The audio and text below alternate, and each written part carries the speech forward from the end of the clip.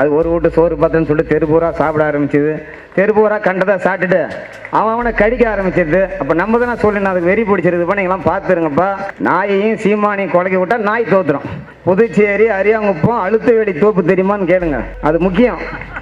அழுத்துவேலி தோப்பு தெரியுமா உங்களுக்கு? அவங்களுக்கு என்னங்க உறவு மட்டும் கேளுங்க. மண்டி இடாத மானம் மண்டி எடுத்து கிடந்த இடம் அதுதான். சிறையில் வந்து ஒரு நாங்களே செருப்பில் ஒரு ரீபோக்கு ஷூ வாங்கி கொடுத்து அவர் வாக்கிங்லாம் போயிட்டு இருந்தார். உலகத்திலே அதிக அப்பாவை கொண்ட ஆள் சிவமான் தான். எவன் சேர்த்தாலும் அப்பா அப்பான்றாங்க. இந்த ஆமக்கரெல்லாம் வீணா கிடாது. பஸ் பிச்சில் வச்சு கூட சாப்பிட்ரு. இப்போ நீ வீணா கிடாத. உனக்காக பன்னி இருக்குது, மான் இருக்குது, மணல் குவாரி கதெல்லாம் பேசுவான். அப்புறம் அவங்க கூட பயணிப்பான். எவனாவது ஒரே வார்த்தை கேட்டு பாருங்க, உனக்கு ஏதுடா சொத்துன்னு கேட்டு பாருங்க. எளிய பிள்ளைக்கு எதுடா 40 லட்ச ரூபா 50 லட்சம் காரு? நீயே தெண்டை சோறு சுற்றி ஒரு தடுமாடி தெண்டை சோறு கூட சுற்றிட்டு இருக்கிறான். அவனுக்கு ஒரு காரு ஒன்றும் இல்லாத புதுச்சேரியில் வந்து ஆட்டோவில் வந்தாங்க. அவன்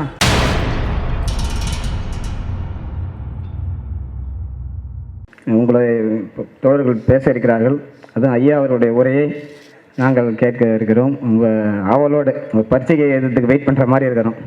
ஏன்னா பல்வேறு புரட்சியாளர்களை பற்றியெல்லாம் உலக தலைவர்களை பற்றியெல்லாம் பேசிய ஒரு தலைவர், சில்லறைக்காக சில்லறையாகவே மாறிப்போன சீமானை பற்றி பேச இருக்கிறார் என்பதற்காக தான். ஏன்னா அந்த வரிசையில் நம்ம இந்த மேடை பசுபை தான் கேட்டார். கூட்டத்துக்கு ஐயா அழைப்பு கொடுத்தோன்னு சொன்னேன், கூட்டத்துக்கு வந்துடுங்கப்பா, சென்னைக்கு போகணுன்னு சொன்னேன்.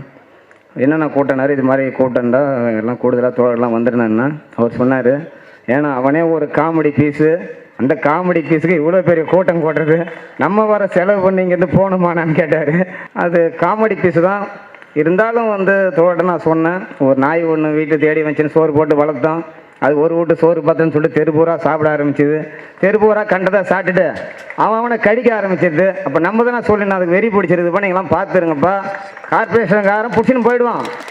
ஆனாலும் நீங்கள் பாதுகாப்பாக இருப்பான்னு சொல்ல வேண்டிய பொறுப்பு நம்மளுக்கு இருக்குதுப்பான்றதுக்காக சரின்னு சொன்னால் அவரும் ஒத்துக்கினார். அவர் வந்து சீமானை சொல்லலை, செய்தியாக சொன்னார். அவர் வந்து இப்போ சமீபத்தில் கூட அவர் வந்து தோழர் வந்து பேட்டி கொடுத்தார் சீமான். அவர் வந்து எங்களுக்கு இயக்குனராக இருக்கிற போது தெரியும், அவர் நடிகரை வைத்து படம் எடுத்து கொண்டிருந்தார். இன்றைக்கு RSS இயக்கிறது, அவர் நடித்து கொண்டிருக்கிறார். அது சும்மாலாம் நடிக்கலை. நாயையும் சீமானையும் குலைக்க விட்டால் நாய் தோத்துரும். சீமான் ஜெயிச்சிடும், அந்த அளவுக்கு நடிக்கிறான் ஆள். அதே இப்போ ஒரு பேட்டி கொடுத்த ஆள், நான் திராவிடனா எங்கள் தமிழ் தாய் வாழ்த்து பிரச்சனை போயிட்டுருக்கு. பார்த்து நீ மனுஷனே கிடையாது, நீ எப்படி நம்ம திராவிடனா இருக்க முடியும்? திராவிடனா சுயமரியாதைக்காரன் பொருள். உனக்கு சூடு சோறனா ஒன்றும் இல்லை, அப்புறம் எப்படி திராவிடனா இருக்க முடியும்? அதுவும் கிடையாது. அப்படி இந்த சீமான் வந்து ஒரு கோமாளி மாதிரி, வாங்கின காசுக்கு மேலே அவன் கோரான்டா அப்படின்ற மாதிரி ரொம்ப அதிகபட்சமாக போயிட்டுருக்கான் ஆள். பெரியார் மேடையிலே வாயை வளர்த்து பெரியாரை எதிர்த்து பேசி வயிறை வளர்த்து கொண்டுறான், வேறு எதுவும் இல்லை.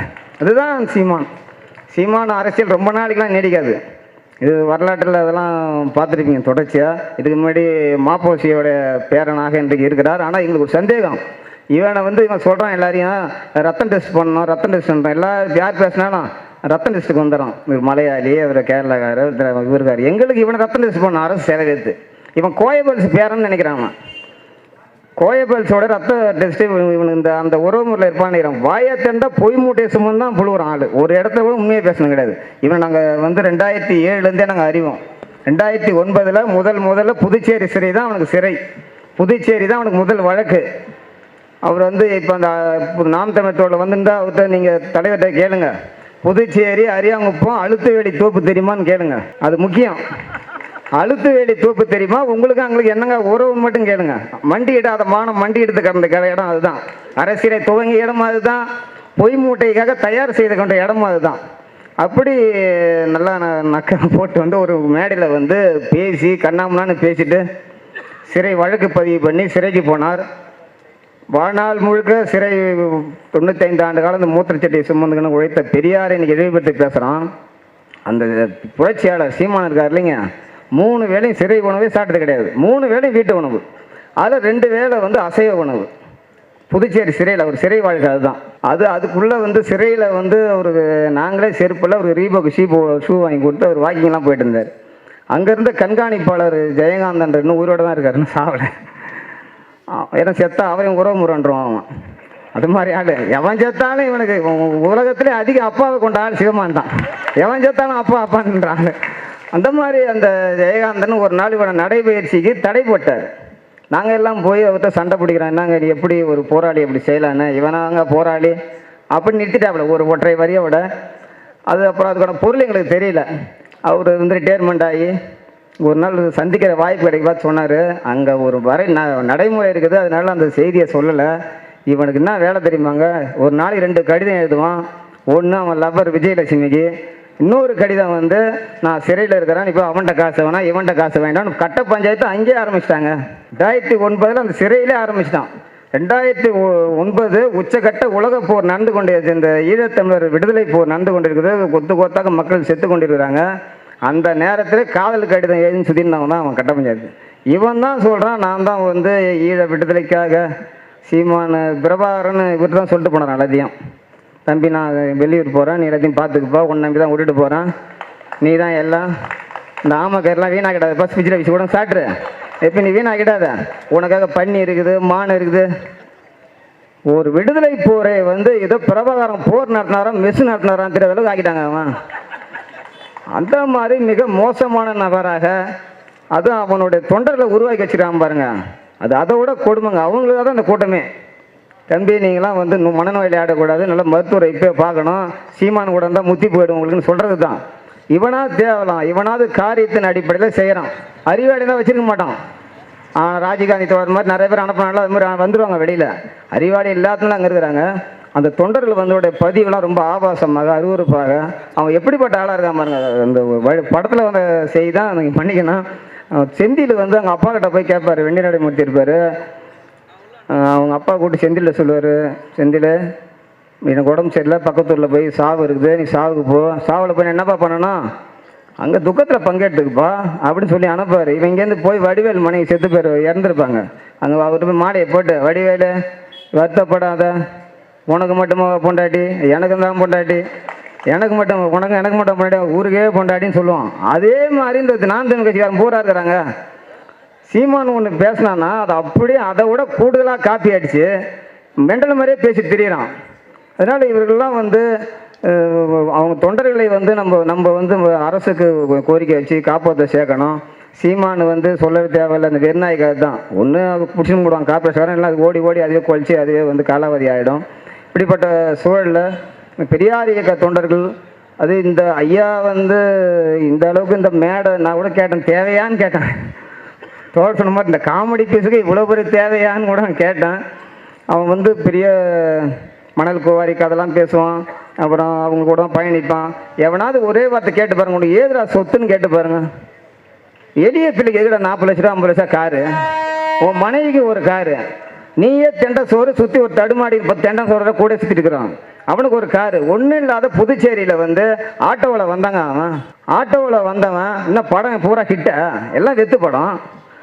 அந்த படத்தை ஏது இவனுக்கு பணம், இவ்வளோ பணம், அரசு இதெல்லாம் வந்து அவனை வந்து கண்காணிக்கணும். அவங்களுக்கு தோழர்களை வந்து எல்லாரையும் கேட்குறீங்கள, ஏது திமுக காசு, அவங்களுக்கு காசு, இவங்களுக்கு காசு, இவனுக்கு எதிராக காசு, ஏர் ஓட்டினானா ஏற்படுச்சானா, இவனே மேடையில் பேசுவான் சாராங்காட்சி பண்ணு, அப்போ அந்த கேஸாவது கைது பண்ணி அவனை. இப்படி வந்து இந்த சீமானை வந்து இந்த அரசியலில் ஆர்எஸ்எஸ்னுடைய இந்த வேலையை சிறப்பான பணியை வந்து அவன் செய்து கொண்டிருக்கிறான். தமிழ்நாட்டை கூறுபடுவது. இவன் வந்து வடநாட்டுக்கு நம்ம செல்ல அனுப்பணும். இவனுக்கு வந்து எல்லாமே தெரியும், வடநாட்டில் நடப்பதும் தெரியும். ஆனாலும் இங்கே இருக்கிற திராவிட மாடல் ஆட்சிக்கு எதிராக வந்து ஆர்எஸ்எஸ் அடிப்படையில் ஆர்எஸ்எஸ் சொல்லுகிற வேலையை சரியாக செய்யணும். அதுக்காக ஏவப்பட்ட ஏவல் நாய் தான் அவன்.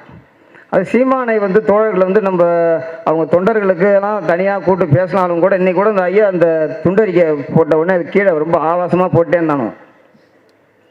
இந்த ஊருக்கு இப்போ கூட சமீபத்தில் உயர் அதிகாரி ஒருத்தர் அது மட்டும் சிக்கலில் ரொம்ப ஆபாசமாக அவங்க மனைவி கூட வந்து சித்தரிச்சு இவன் தான் வந்து பாலியல் சின்னலுக்கு எதிராக பேசுகிறான்றான்.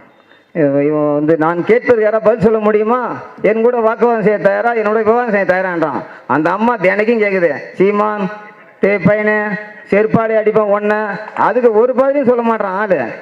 நீ என்கிட்ட விவாதத்துக்கு அது கூப்பிடுறது, அதுக்கிட்ட போக மாட்டான் விவாதத்துக்கு, நம்மளே கூப்பிட்டுருக்கான். உங்ககிட்ட இவன் பேச மனுஷன் பேசுவானா? நீ முதல் நிதானமாக இருக்கிறியா? உன் கட்சிக்கு நாம் தமிழ் கூட நாய் டம்ளர்னு வைக்கணும் மறுபடி. நீங்கள் எல்லாமே நாய் மாதிரியே குலைக்கிறீங்க, நைட்டு 2 டம்ளர் தான் உங்கள் கொள்கையே பேசுகிறீங்க. அப்போ இது உங்கள் கட்சி நடத்தலை.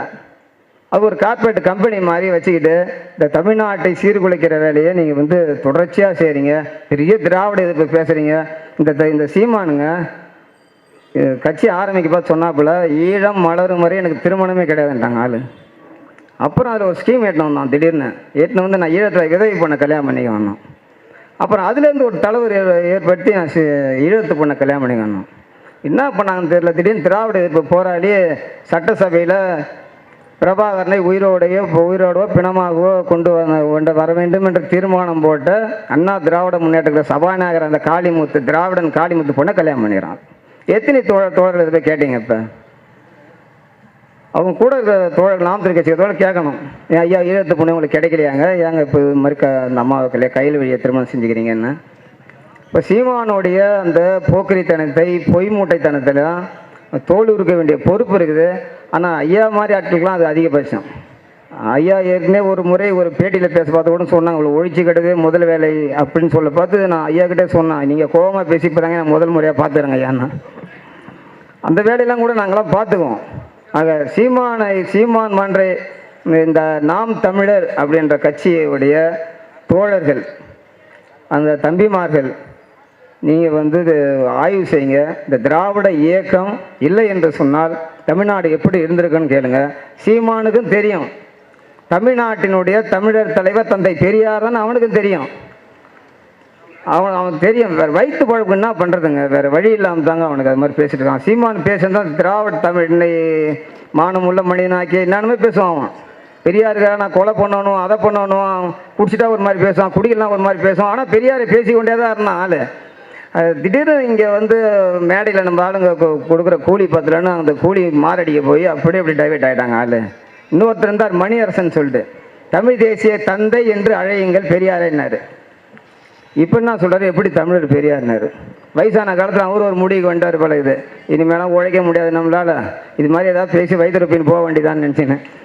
இப்படி மோசமான நபர்களாம் நீங்களாம். இதுக்கு மாதிரி நிறைய பேர் வந்து காலாவதி மருந்தாக போய் குப்பையில் போட்டாச்சு. ஆனால் பெரியார் இயக்கம் என்பது அது வளர்ந்து கொண்டே இருக்கும். பெரியார் இயக்கத்தையோ திராவிட இயக்கத்தையோ எவனாலும் எதுவும் பண்ண முடியாது. தந்தை பெரியார் மண் இந்தியாவை வழிநடத்துகிற ஆட்சி திராவிட மாடல் ஆட்சி தான் நீங்கள் நடக்கும். இந்த மாதிரியான நாய்கள் குலைத்து காலாவதி ஆகிவிடும் என்று கூறி வாய்ப்பளித்திற்கு நன்றி கூறி விடைபெறுகிறேன். நன்றி, வணக்கம். ஒரு ஆளுமே 145 கட்சி பெண்கள் பாஜக பெண்கள் கம்ப்ளைண்ட் கொடுத்திருக்காங்க. கேசவ விநாயகம் அந்த ஆளு RSS காரன் ஒருத்தனால 142 பேர் வந்து கம்ப்ளைண்ட் கொடுத்தாங்க. இவங்க பேசுறாங்க பேச்சு. அப்புறம் ஒருத்தன் வந்து பூஜை ரூம்ல உட்காந்துட்டு என்னமோ பண்ணிட்டு இருந்தானே. இந்த கும்பல்லாம் பாலியல் சுரண்டலை பத்தி பேசலாமா? இந்தியா முழுதும் பாலியல் சுரண்டலை பக்காவா பண்ணிட்டு இருக்கிற கேடுகட்ட ஒரு கட்சி இந்த கும்பல்.